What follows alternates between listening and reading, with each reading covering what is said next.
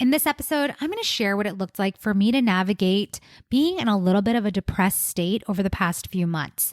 And hopefully, by sharing my experience, it will normalize that you're not alone when you're going through this, and will also give you some signs to look out for so that when you find yourself in that space, you give yourself the permission to get the help you need and to navigate it in a way that works for you. You ready? Let's do it. Hello, you are listening to the Love Your Life as a Performer podcast. I'm Kelly Youngman, and I am the life coach for performers. I help actors, singers, and dancers love themselves and their lives way more. So keep listening to learn how you can love your life both on and off the stage.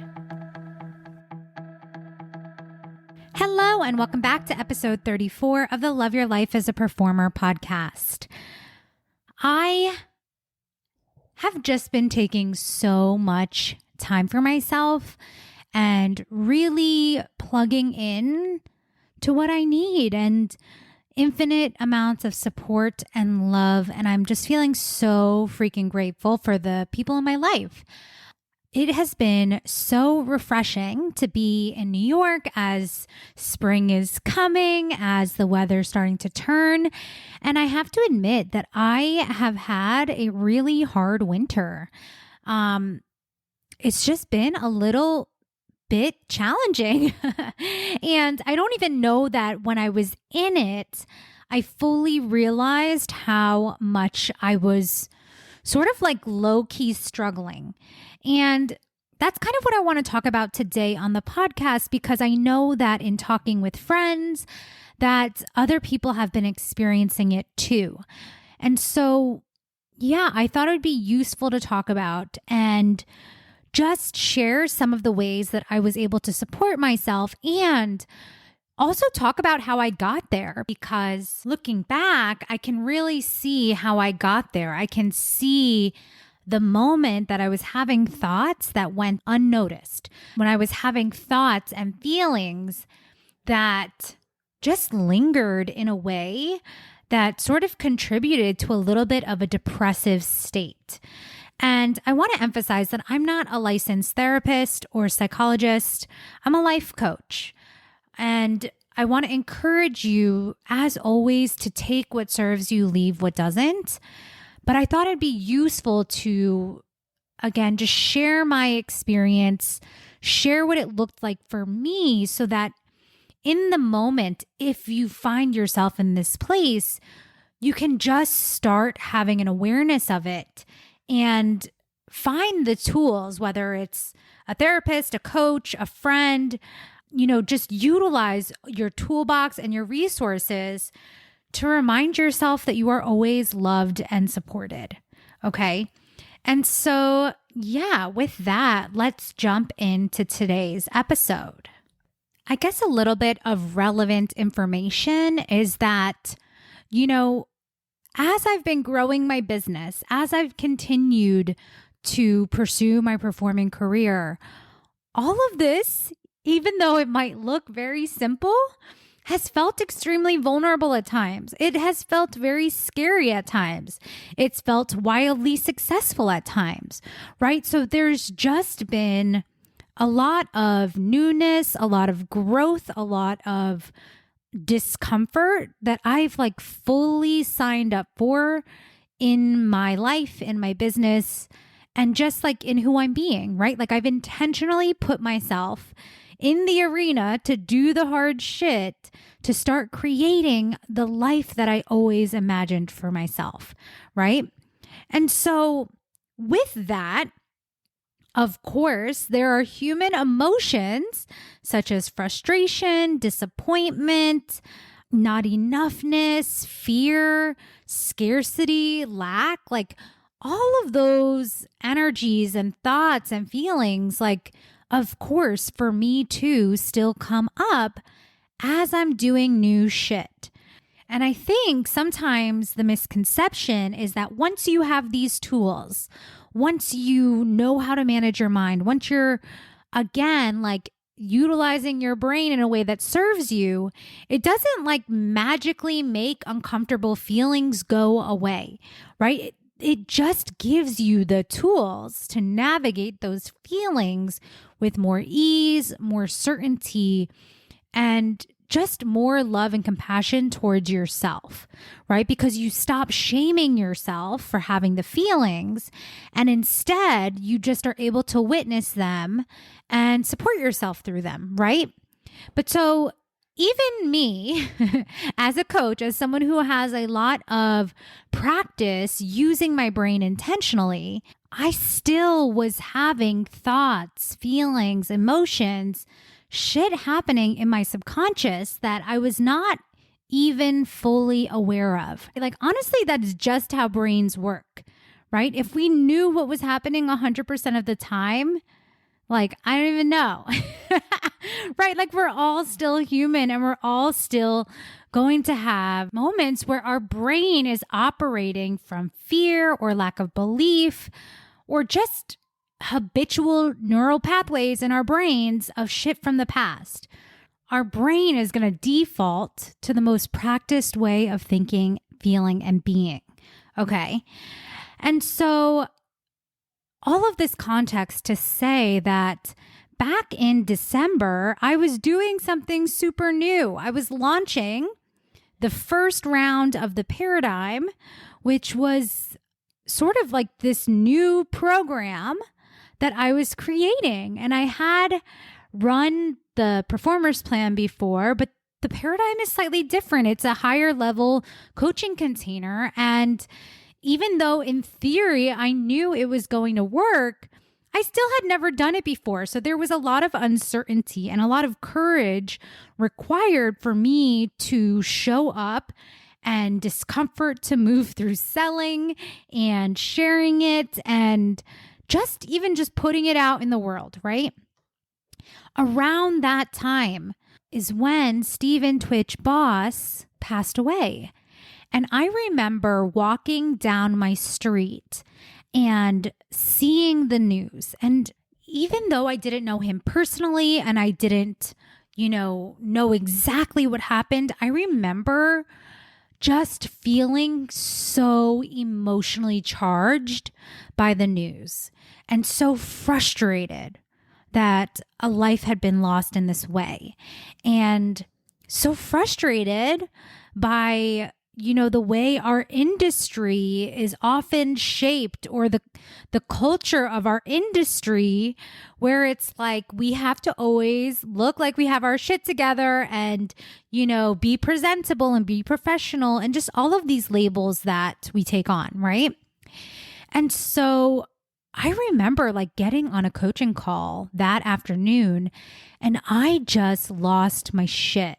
Like, I was just sobbing on my coaching call and was really just like angry, sad, grieving this loss in a way that honestly felt a little out of proportion in that moment. If I'm being honest, I was a little almost like surprised that I felt so deeply about this. And now looking back, what I didn't realize is that I was identifying with Twitch in many ways, because I, in college, went through a phase where I was super depressed.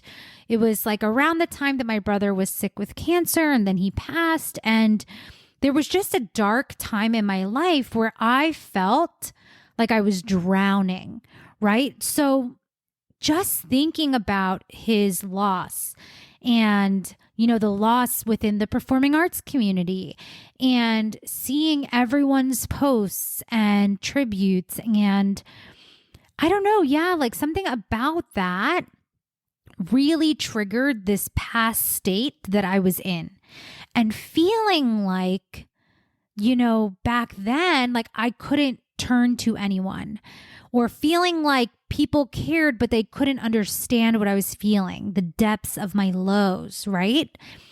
And so again, it's just kind of wild to see that, like, looking back, that really was sort of the start, building on top of all of the stress and not even stress, but yeah, a little bit of stress and anxiety and fear that I was working through in order to show up in a big way for my business, for my clients, and for the vision that I had for the paradigm. There's just a lot to navigate in a short amount of time.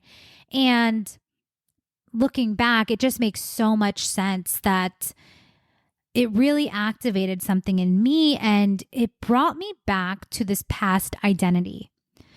The other thing that I want to add is that, Twitch really was a light in the world in our community. And I think what it highlighted was the fact that, we don't always know what someone is going through. We don't always know how people are suffering. And I think something about that circumstance started, I don't even know the right way to say this, but it almost was like my brain started identifying with Twitch and identifying as someone that looked happy on the outside, but was really upset or sad or lonely on the inside. And the truth is, as much as I love my business, right? It is different to be working from home a lot of the times, to, be on client calls, but then have a lot of open space. Like, even though I'm running a 6-figure business, I have a lot of freaking time. And when I'm not in a show, and I mean, for anyone out there who knows too, when you're not in a show, you kind of lose that built-in community and the camaraderie of, the performing arts community, unless you're super intentional about it. And so this is one of the things that I'll talk about and mention later, is that it's just so essential to be giving yourself intentional time with friends, family, to be around humans, especially because we're social beings, right? We need community. And so, yeah, I think there was something subconsciously that triggered this feeling of being a happy person on the outside and being sad on the inside, being lonely, being fearful, having a different experience on the inside and the outside, having a different appearance to others and how people perceive you versus how you're actually vibrating, right? And in that moment, it just created and planted this little baby seed that, I don't know, it even just woke up this whole neurological, I don't even know if that's the right word, but this whole pathway to all these other thoughts that I used to think back in the day, right? Thoughts like, I'm such a loser. I don't know what I'm doing. This is not going to work. Or, I'm so unsuccessful. I don't even know. I just remember being on the phone with my mom one night and feeling like I'm such a failure, right? Which, again, based on the results I've been creating in my life, just wasn't necessarily an accurate correspondence or relationship to the thoughts that I was thinking. Now, did I have a goal and, a specific amount of people that I wanted to sign into the paradigm? Yes. And so I think there was also part of my brain that was just wrapping and working through the feeling of disappointment. Not to say that we didn't end up with a bomb ass group and, everyone in the paradigm is getting amazing results and it's been so fucking fantastic. But this is where I would tell my clients and myself all of the time, is that multiple things can be true at once, right? I could be grieving the loss and the failure and the disappointment of not hitting a goal at the same time as feeling so freaking proud and excited and honored to navigate the paradigm with the clients that did join, right? But when you are in a certain headspace, when you are taking on a level of identity, no matter what you do, your thoughts are going to be filtered through that identity, right? It's the same thing as if you call yourself a people pleaser. No matter what, then everything is going to come from that lens. Like if you're already believing you're a people pleaser and you're forcing that idea and that thought in your head, maybe even again, not like consciously all the time. It's like you're walking around saying, I'm a people pleaser, right? It's not like I was walking around saying, I'm so happy on the outside, but sad on the inside. Like I wasn't consciously doing that.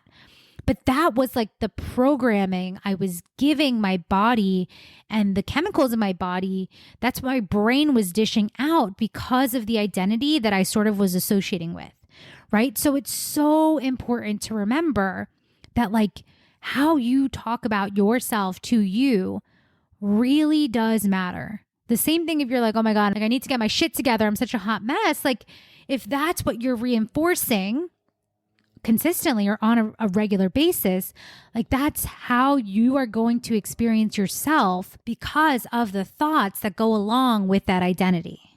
And so as you can imagine, this really put me into this state of just feeling again, like a little more and more depressive, like as my baseline. And it's not to say that I didn't have moments of joy or energy or, invigoration throughout my days or my weeks, because I know for a fact there were moments that still felt high and energized and purposeful, but it just sort of kept coming back to this low grade hum. And over time, what happened was that my energy was being stuck. Right? Like there was part of my energy that wasn't fully moving through my being, and I just wasn't vibrating at my highest frequency. I'm going to do a whole episode speaking to that specifically, but I feel like if you're listening to this episode, you have an idea of what it feels like to be vibrating at your highest self when you feel alive and activated and just freaking happy to be here, right?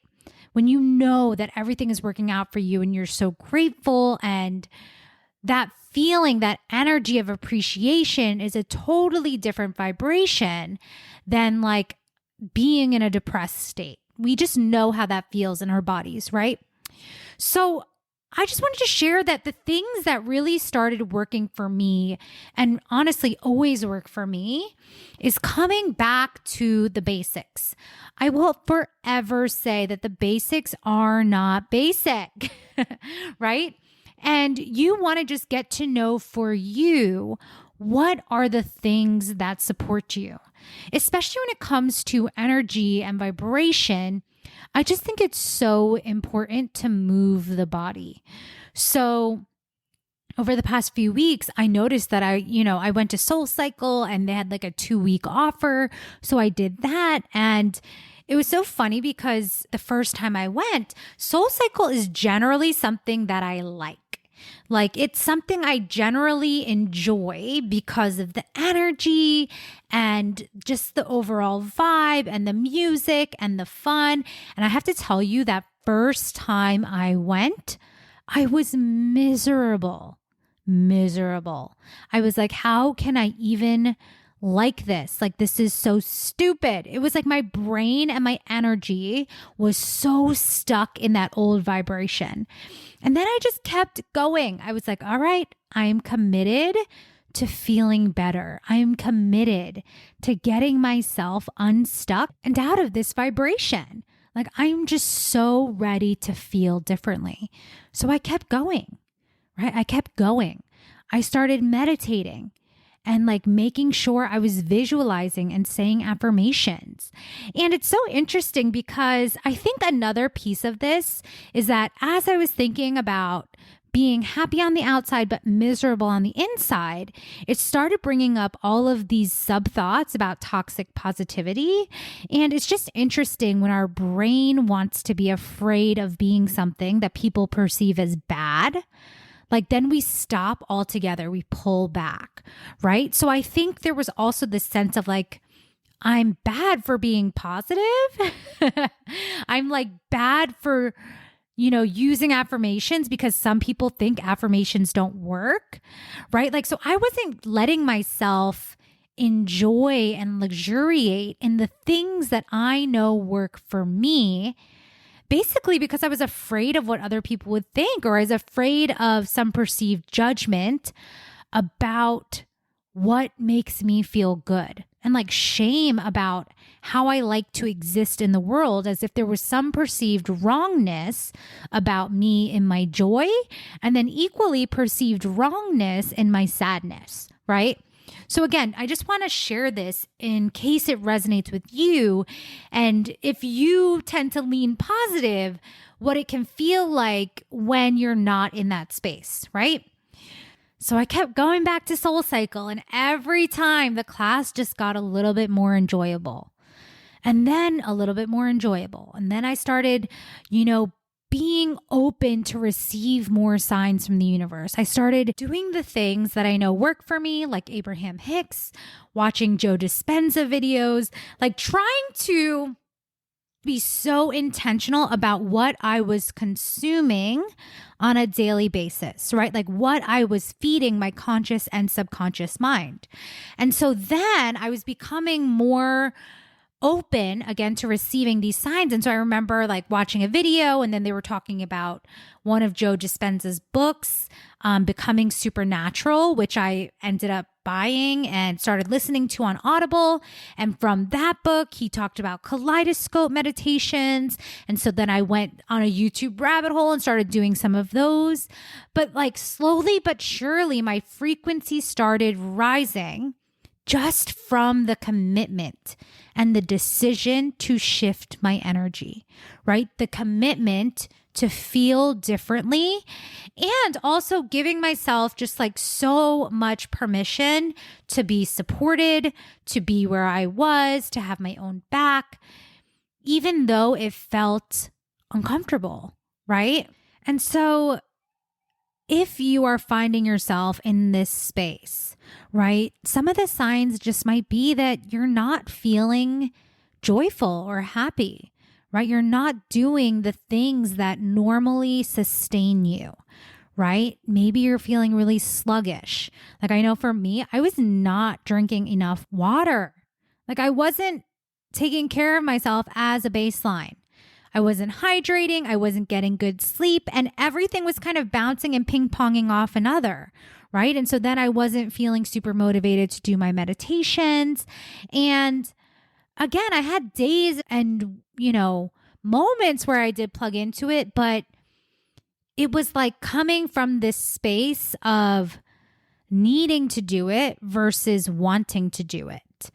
When you're in that space, it doesn't have to be good, bad, right, or wrong, but you can just have an awareness of like, there is something within me that needs tending to, right? Like there's something within me that isn't connected to my highest self. There's something within me that is just preventing me from accessing and opening my heart to the joy, the connection, to the frequency of being in alignment with everything that I desire, right? And again, it's like so not good, bad, right, or wrong. And I think it's pretty normal to say at some point or another, we will find ourselves in this state. It's inevitable that at one point in our life, at some time in our life, we're going to go through seasons that feel dark or heavy or cloudy. And I think the purpose and why I really wanted to share this was just to normalize the fact that nothing has gone wrong and that you're not less valuable as a human when you're experiencing something that feels hard, right? That you still have value in the world just by being you. And as simple as that sounds, I think that my past self would have been really comforted by that knowing that I wasn't worthless and useless, and that, unless I did something really fucking amazing, that I wouldn't be considered valuable or contributing to society, right?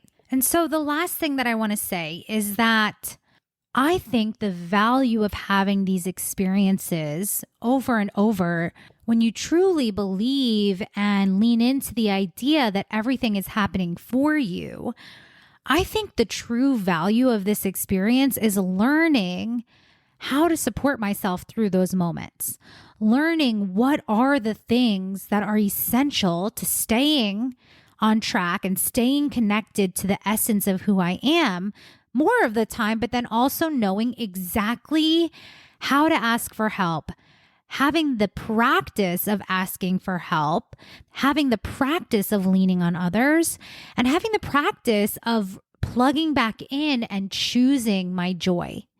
Because like anything, joy is a choice. Like choosing to be happy, choosing to be joyful, that is a constant daily choice. And of course, some days it will be easier than others. And I think that truly is our truest essence. Our bliss, our joy, our gratitude, our appreciation for life, our zest for life is our natural state. And so you get to notice when your body, right? Because again, it's not always in our conscious mind, but we can feel it in our vibration, in our body, in our energy. We can feel it. And to just start tuning in more of the time so that when you are in that state, you can tend to yourself. You can choose and give yourself permission to ask for help, to be supported, and to know that through it all, you are still fucking lovable. Okay, that's what I got for you this week. I hope it was useful to maybe just hear it from another person's perspective and to be reminded that you're not alone in this, right? Like we need the lows to experience the highs. And the more we normalize this for ourselves and others, the more we'll be willing to hold space and to remove any second layer of judgment, wrongness, or shame about when we find ourselves in these lows. All right, I will meet you back here for another episode. I hope you enjoyed today's episode, and if you did, make sure to share it with a friend who is also an actor, singer, or dancer. You can also help spread the word by leaving us a review wherever you listen to podcasts in order to help people find this resource. Lastly, you can find me on Instagram at Kelly Youngman Wellness, and if you're interested in coaching, make sure to head to kellyyoungmanwellness.com/waitlist to join my list now. See you soon.